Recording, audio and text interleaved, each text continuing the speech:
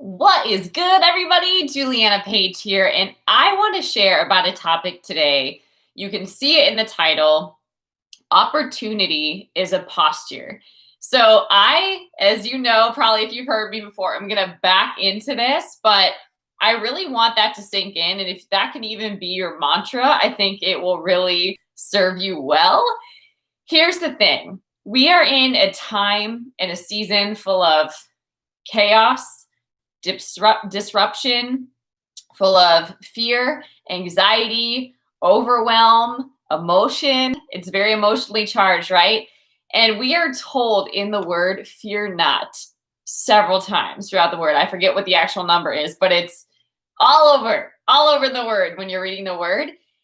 And take that into consideration. Why do you think that might be a constant reminder? Because the temptation and the tendency to fear is so easy. So easy. Now, how do you not fear in times and seasons like the one that we're currently in?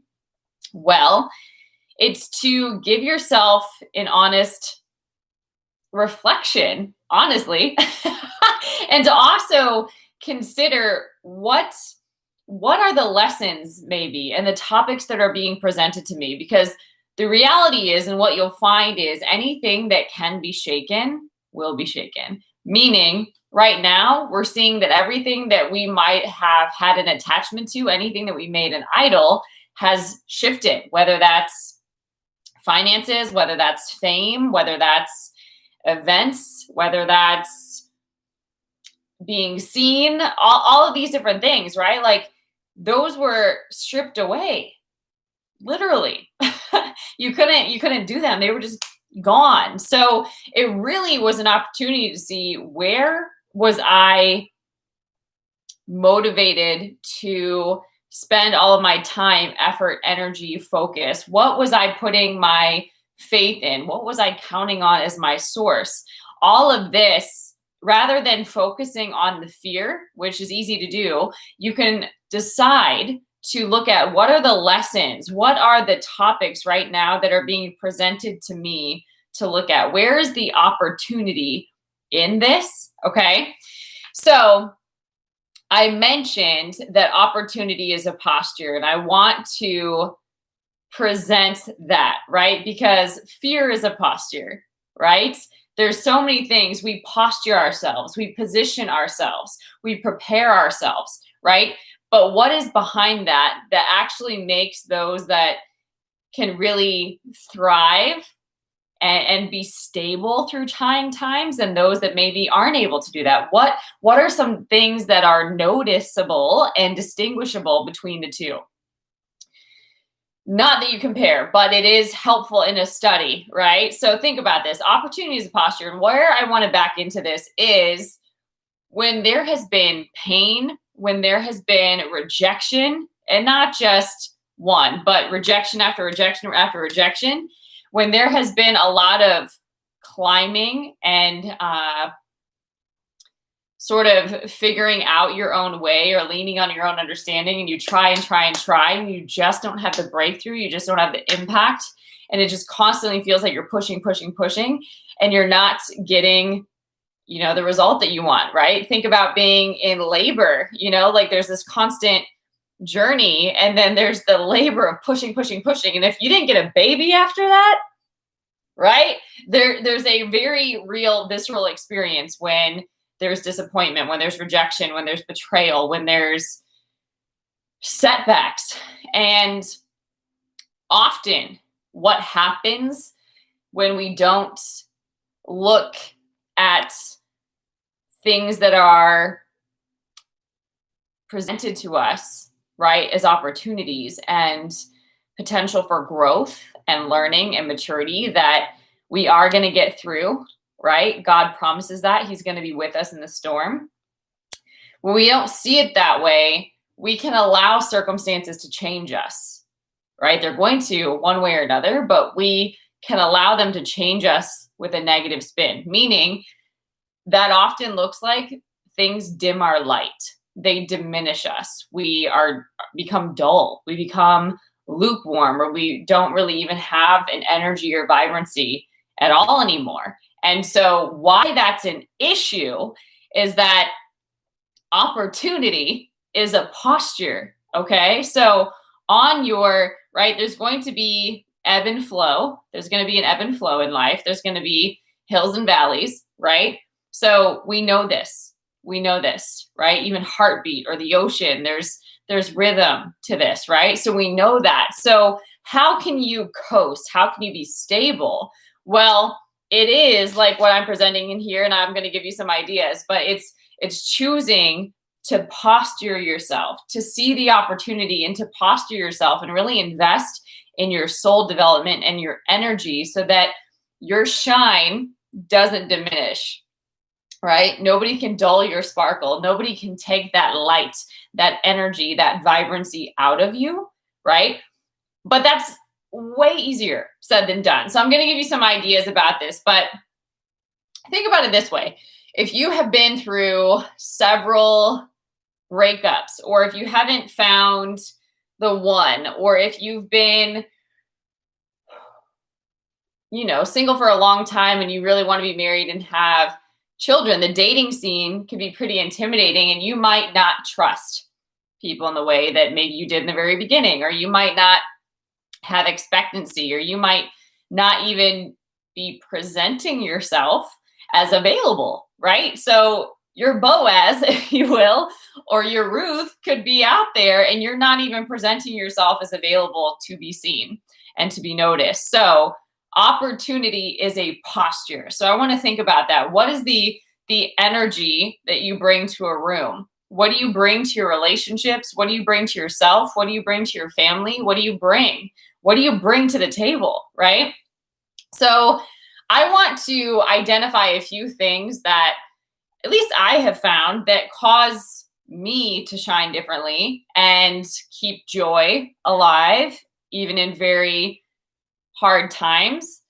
And I think it may help you and bless you, especially in the time that we find ourselves. So I wrote some of these down because I didn't want you guys to miss them.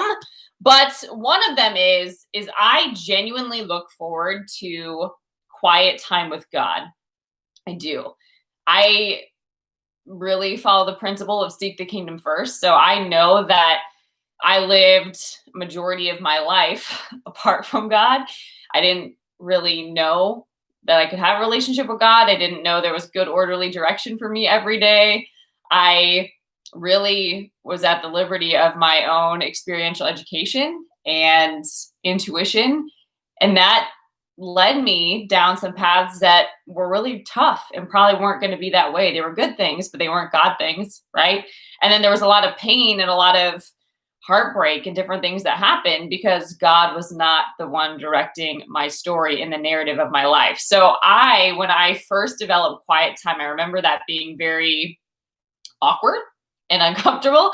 It's sitting here, I even developed this God's Vibes Matter devotional out of what God was telling me to do in that time. Because I was like, how do we do this? Do I read your word? Do I journal? Do I pray out loud? Like, what does this look like? Like, I have no clue. This seems so strange to me because I was very practical and tangible. So I'm like, but God is a person. But it was really hard for me to get that and to grasp that. Maybe now with social media, it makes a little more sense, but it was different. So this was the practice that God was really helping me develop at that time, to really just kind of brain dump everything that was blocking me from connecting in the first place, opening my heart to receive whatever it is that God wanted to say to me, studying the word and being instantly met with daily bread, encouragement for the day, being strengthened by that, moved by that, being able to pray, being able to see God move, being able to hear God's voice and develop that. So powerful. So I really have grown to really love quiet time with God because it really just informs who am I becoming in this season? What things are being highlighted? Where do you want me to focus? Where do I need to adapt and adjust? What do I need to release? How can I be more intentional about staying out of the way and letting you have your way? Like, that time has become so sweet because I know my life without it. So hopefully that gives context to somebody that might find themselves in a similar place right now. But I have grown to love that so much. And even with busy schedules. It just happens that I have to get up earlier to have it, but it's so sweet time, and you end up looking forward to waking up to that. So that is something that radically changes my energetic makeup, if you will. God's vibes matter, right? So that changes me from the inside out. It gives me a different mindset. There is emotional stability that comes out of quiet time with God. There's a heart shift that comes out of that time. There's a confidence that comes out of that time. There's a trust. There's a renewal. There's a refreshing. It's just so sweet. And it changes how I show up in my world. So I know who I am without that and who I am with it. And it's radically different, right? Do I want to be the stressed out version of me or the highest version of me? Which one? So that is huge. I think another energy choice, right? When you think about opportunity as a posture, right? When you think about being in the right posture for where you're headed, not getting stuck where you are, that's a word. When you think about that, there's got to be this determination of I'm going to stay in joy no matter what. We know that the joy of the Lord is our strength. So I don't have to get joy on the outside in order to have joy. I just need to activate my joy. And so having a practice of ways that are unique to you that activate your joy, whether that's dancing in the rain, whether that's knowing how to turn on some praise music, whether that is, oh man, giving an encouraging word to somebody else or deciding to serve, whether that's, what else are good things that people do that I even do? Having, even like a deck of cards like this that you have scripture and declarations on, and you just are literally flipping through declaration and speaking life over yourself, whatever it is for you, but having these go-to things, these practices for you, rituals, if you will, that activate that joy, that if you've gone to Tony Robbins before, that change your state, literally, it's usually a physiological thing. You've got to move. There's got to be something happening in your body to change your mind, or get your mind on board rather. So that's another one. Something else I think is an attitude, which is also a countenance. That really comes from deciding to be grateful and deciding to honor God for what God is providing, deciding to focus on what you do have, deciding to focus on your health that you do have today, the provision that you do have today, the relationships that are in your life that are blessings today, that person that blessed you in some kind of way that day, whatever it is. When you are constantly training your mind to be grateful, you can't be grateful and anxious at the same time. You can't be grateful and angry at the same time. You can't be grateful and in lack and scarcity at the same time. So it really is a heart shift, right? An attitude shift that lets God know that you are going to be, as the Apostle Paul says, content whether you're abased or abounding, whether things are going really well for you and you're even acknowledged and celebrated for that, or whether you're in a valley and things aren't going the way you expected, or you're overwhelmed actually, and there could be fear and a lot of uncertainty, right? But you're still steady in the midst of that, right? God can trust you. And I think it's a really beautiful practice to have, because somehow it keeps you open. It keeps you willing to be available to what's next and what God has for you. So that's a really good one. Another one is more of a reflective exercise. And this is thinking about, who were you before whatever major trauma happened in your life? And it's very rare that you're going to hear of somebody that hasn't had bumps, bruises, traumas along the way in their journey. But where were you before a major trauma? Because usually what happens is trauma can shape us, and not for good. Usually it shapes us for survival, and it shuts us down in many ways. So if you've been through a trauma, you might not trust and be fearless to some degree, like maybe you were when you were 5, whatever that was, right? You might not look at the world through the same lens. There might be a lot of logic and leaning on your own understanding rather than allowing the Lord to reveal things to you. There might be a lot of guardedness. You might look at everybody as having an agenda, or you might be playing out all these scenarios that are going to happen. They're not going to happen, but they're playing out in your mind. So to some degree, it might even become a self-fulfilling prophecy. You get the idea. You might be really high achieving. You might become a workaholic. Add any aholic is usually what happens when there's trauma. We try to control things that have been out of our control. So we try to control our pain by using a substance of some kind or doing something that might not be healthy for us. Or we try to control outcomes. And so we work really, really, really, really hard. And even sometimes it can be taken away. It might not turn out the way you expect. So who are you before the trauma? And how can you walk in that even in low moments? Because life will have low moments, but there will be provision along the way. God promises that he will be with you, right? And that he's taking you from glory to glory and from strength to strength. You could even say from righteousness to more righteousness. But think about that. Think about that. Who are you before the trauma, and how do you walk in that? Probably fearless, trusting, optimistic, hopeful, expectant, right? How can you bring that even into this? Because that will even shift, again, your countenance, your attitude, your posture. Literally, like when we're depressed, when we're scared, when we're stressed, we're usually shrinking, or we're even pulling back in some kind of way. But when we're confident, when we're encouraged, when we're excited, we're way more expansive, and we're taking up space, we're speaking up. It's a very different experience. So think about how you can practice that more, because if God opens a door for you, can you walk into that, right? Because opportunity is a posture. So if you have the posture, you can walk into that opportunity. But if you don't have the posture, the opportunity could be there and you could miss it. Okay? So think about that. And then here are some things that you can activate when you get stuck. So those are some ideas of how you can keep your light on, if you will, or to really still shine and not let life kind of put your light under a bushel, right? That's not what you're meant for at all. You're meant to arise and shine, right? So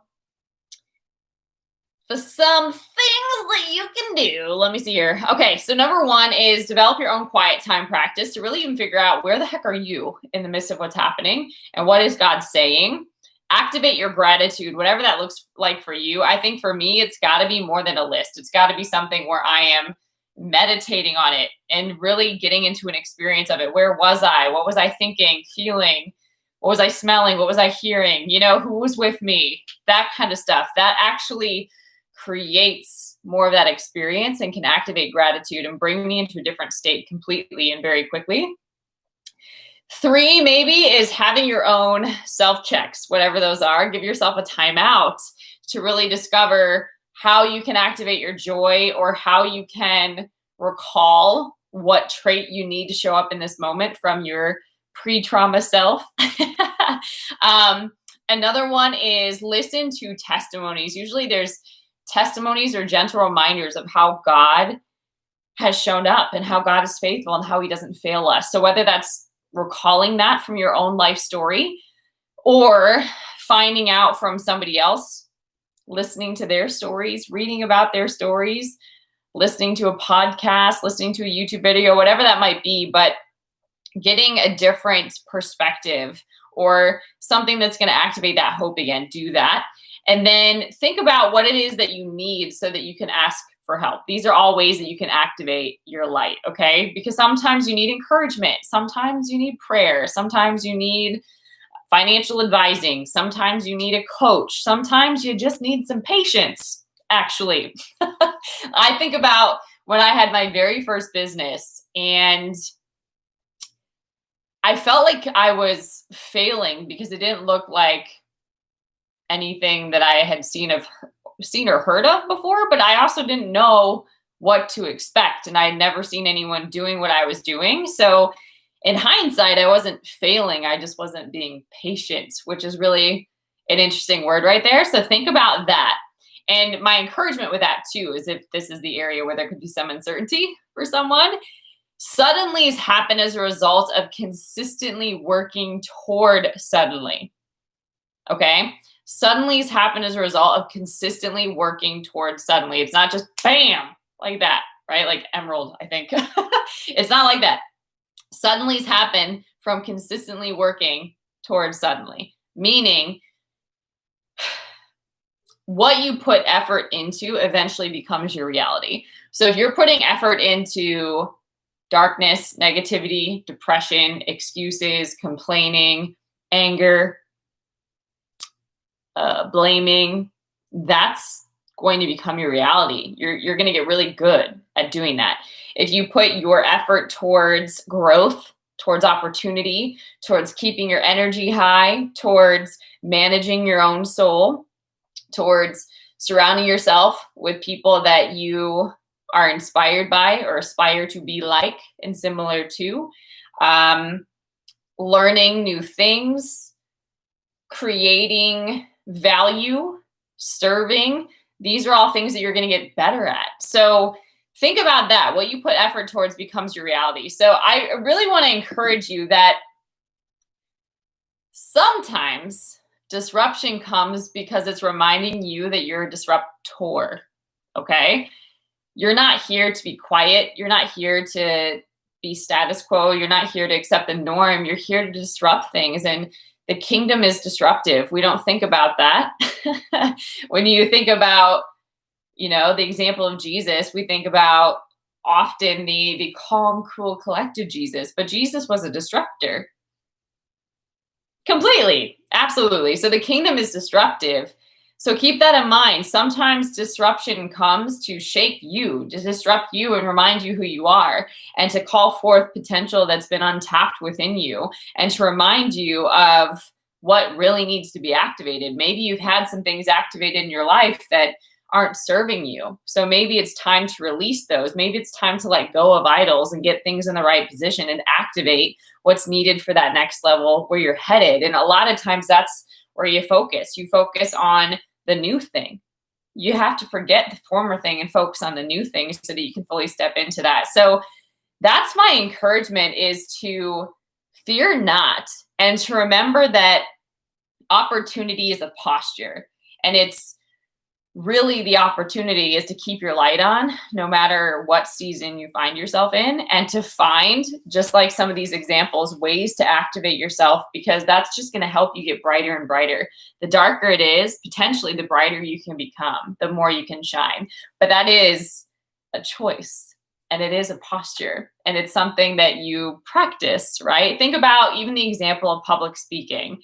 When you are, let's say that you have an engagement, somebody wants you to come speak, it's booked, it's official, it's happening, right? What are the things that you're going to do? You're going to start posturing yourself to give the best speech of your life, right? So how do you do that? You're probably going to get clear in your topic. You're probably going to brainstorm. You're probably going to review it. You're probably going to walk around your room and practice it. You're probably going to get an outfit. You're probably going to practice in the room that you're doing the presentation at. You're probably going to get feedback from other people. You are going to prepare so that you can posture yourself and be ready, right? So my encouragement today is to remember that you don't need it to be manifested in order to posture yourself.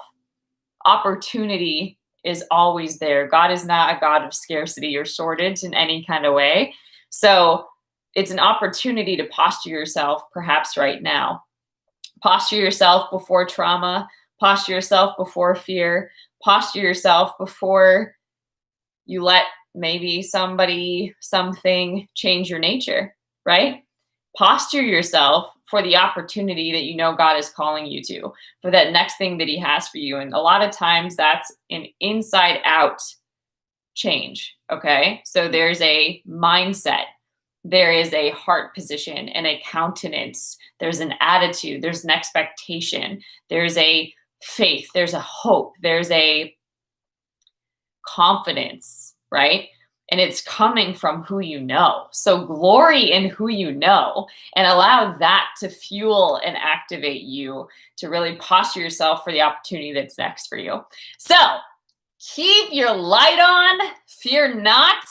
I hope this message blessed you. I would love to hear feedback. If you need more daily messages and encouragement, you can follow me over at MissJulianaPage.com on Instagram, or check out JulianaPage.com for a bunch of other courses, books, resources. So much good stuff. All right, guys, until next time, stay blessed. Bye.